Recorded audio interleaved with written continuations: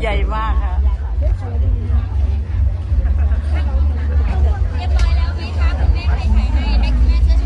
โอ้มีรางวัลมาให้ด้วย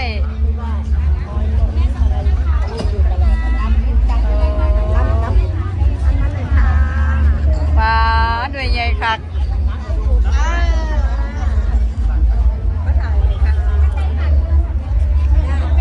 พี่ค่ะอีกให้บนตะกร้าเลยบอกแม่ให้บนตะกร้าเลยป่ะจ๊ะโอ้ให้หมดเลยไม่ทอดไม่ทอดมาอันนี้นะ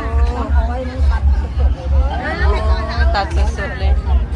อันนี้น้ำปลาเฮ็ดน้ำพริกมาให้พร้อมไม่ทอดแล้วมาส่งลูกเก็บมาสุดๆกินยังไงจังสิเบิดตัวใหญ่หลาย